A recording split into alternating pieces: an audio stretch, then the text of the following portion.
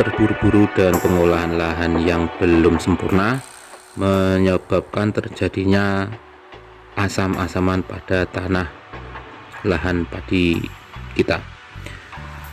Tanaman padi dengan asam-asaman itu disebabkan oleh pH tanah yang ngedrop, di mana penyebabnya salah satunya adalah tidak terdekomposisinya atau hancurnya bahan-bahan organik, sehingga mengganggu proses pertumbuhan tanaman. Gas yang dikeluarkan proses perombakan bahan organik ini menyebabkan pH ngedrop, unsur hara tidak terserap, dan menyebabkan tanaman tidak bisa tumbuh secara maksimal, bahkan menjadikan tanaman ambles tak mau tumbuh, ditandai dengan adanya akar yang teyengan ataupun seperti karatan. Ya, Assalamualaikum warahmatullahi wabarakatuh. Halo Kakang Bayu, kita ada di lahan padi di usia kurang lebih 2 minggu sampai 3 minggu. Tanaman padi Desa Swaloh banyak yang mengalami asam-asaman. Terlihat daunnya menguning, ada yang sudah pulih, ada juga yang masih sakit. Nah, kenapa kok terjadi seperti ini? Nah, kita akan cari tahu penyebabnya, apa yang menjadikan tanaman kita asam-asaman, serta bagaimana kita mengatasi dari kondisi tanah yang asam-asaman. Nah, kita di sini bersama Mas Bayu. Iya. Nah, Mas Bayu ini adalah apa, Mas? Selaku apa zaman ini? Selaku formulator dari perusahaan FMC. FMC, ya. Perusahaan FMC yang memiliki banyak produk, mulai dari nutrisi sampai pestisida ya, Mas. Okay. Ya. Nah, pada saat ini kita akan lakukan pencegahan ataupun pengobatan lahan yang padi yang sudah asam-asaman. Nah, kenapa kok ini bisa menjadi asam-asaman? Kita bisa melihatnya ataupun menelusurinya penyebabnya. Salah satunya adalah karena tanaman ini sudah lahan pertanian di Desa Swaloh ini selama 3 tahun terakhir ini sama sekali tidak ada tidak ada pergiliran, tidak ada rotasi tanaman selama 3 tahun padi terus. Lah, kondisi tanah akhirnya ngedrop. Lah, ngedropnya itu gimana? Yang jelas tanah tidak pernah kering, tidak dirotasi dengan tanaman healthy ataupun tanaman palawija, sehingga tanah, kalau orang petani biasa mengatakan kademen. Nah, kademen ini sebabnya apa? Karena padi ketika kita tanam, panen, kemudian bekas tanaman itu ataupun damen ya, itu langsung diaduk waktu luku. Pengolahan ini langsung dicampur dengan tanah, akhirnya menyebabkan terjadinya dekomposisi yang tidak sempurna. Apalagi petani biasanya cepet-cepetan menanam. Nah, kondisi tanah yang terjadi proses dekomposisi bahan organik dari damen ini akhirnya menjadikan tanah ngedrop pH-nya asam-asaman ujungnya, sehingga padi yang kita tanam akhirnya tidak bisa tumbuh. Karena apa? Satu, tanah yang jelas ngedrop pH-nya rendah banget. Kedua, ada proses dekomposisi yang mengeluarkan gas, yang mana gas itu menjadikan tanaman terganggu pertumbuhannya, sehingga yang terjadi seperti itu tadi. Dia tidak bisa tumbuh, malah makin ambles dan ambles. Nah, sebenarnya harusnya dari awal yang jelas rotasi itu penting, tapi karena kondisi, karena hujan terus, tidak pernah ada panas, akhirnya padi terus selama 3 tahun. Yang kedua, sebenarnya tidak masalah, cuma yang jadi persoalan adalah petani jarang yang melakukan dekomposisi sejak dini dari sisa panen sebelumnya. Sebenarnya untuk mengantisipasi harus kita lakukan dekomposisi lahan dengan pemberian E4 ataupun bahan-bahan pupuk hayati untuk mendekomposisi damen, sehingga nanti damennya bisa cepat hancur dan bisa malah menjadi bagusnya menjadi pupuk organik. Tapi karena prosesnya itu terlambat berbarengan dengan padi, akhirnya padinya yang rusak. Nah, pada kesempatan kali ini, nah ini kembali ke Mas Bayu, ada beberapa produk yang bisa mengatasi itu semua. Mana Mas produknya?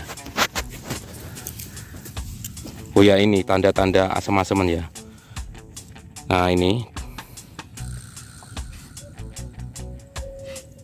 akarnya karatan warna coklat tua ini disebabkan keracunan logam berat, yang mana ketika tanah asam-asaman itu unsur aluminium sama besi, Al sama Fe, ferrum itu sangat tinggi dan mengikat bahan unsur-unsur mikro yang lain seperti nitrogen, fosfat itu tidak bisa terserap karena diikat oleh zat aluminium sama besi tadi, sehingga yang terjadi seperti ini. Akarnya karatan. Nah, untuk mengantisipasi ini semua, satu hal yang perlu dilakukan adalah ngangkat pH-nya. pH-nya harus diangkat, tanah dibenahi dengan produk yang dibawa apa Mas Bayu ini tadi? Microverti magnet. Nah, mungkin bisa dijelaskan apa ya Microverti magnet ini? Mungkin saya jelaskan secara singkat saja ya Pak. Iya. Microverti magnet ini adalah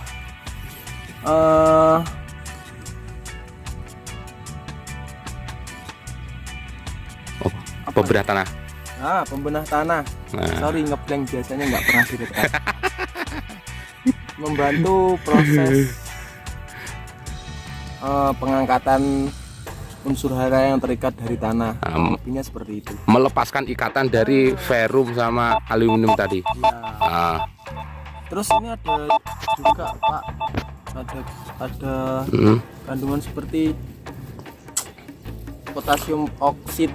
Potasium oksid ini fungsinya kurang lebih, kalau intinya pokok buat mengangkat unsur hara yang terikat, terus juga dapat membantu proses penyerapan unsur hara pada tanaman. Oh iya, tadi ada juga unsur kayaknya apa? Asam humat. Iya. Asam humatnya juga ada.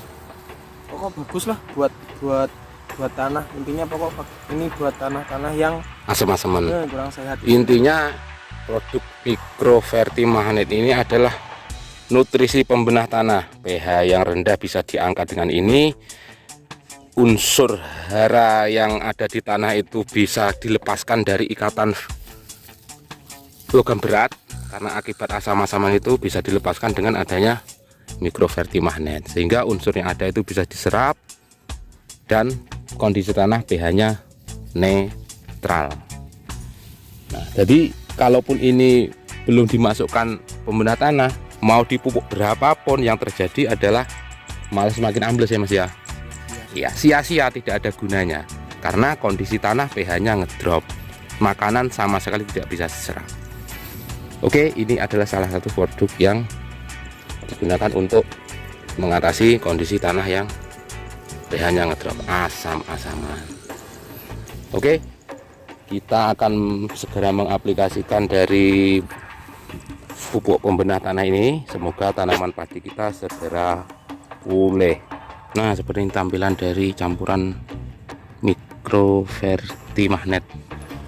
Warnanya hitam pekat kecoklatan.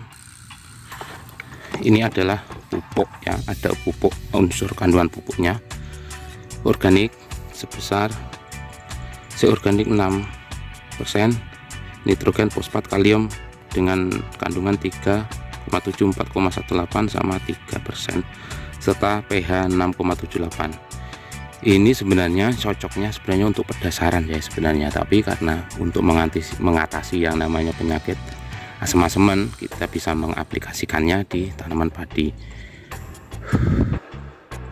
Untuk dosis, ini kita bisa masukkan 1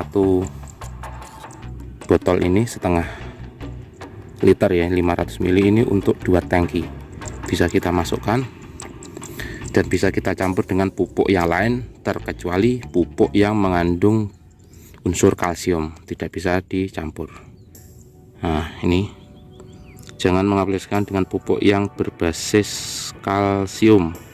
Larutan pupuk dengan pH 5 atau kurang mungkin tidak kompatibel. Kombinasi dengan larutan pupuk cair akan lebih efektif jika dilakukan oleh perusahaan khusus. Intinya tidak usah karuan tidak usah gitu.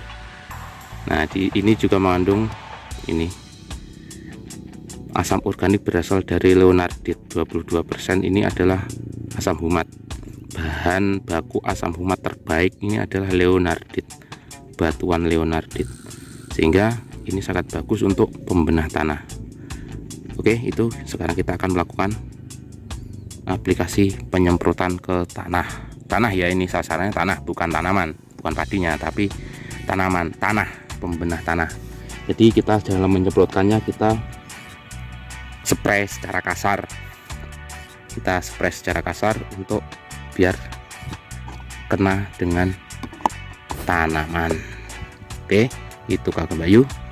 Semoga aplikasi yang kita lakukan bisa mengatasi kondisi tanah yang asam-asaman, sehingga tanaman kita bisa sehat dan tumbuh dengan bagus. Oke, dari saya cukup sekian. Akhirul kalam, wassalamualaikum warahmatullahi wabarakatuh.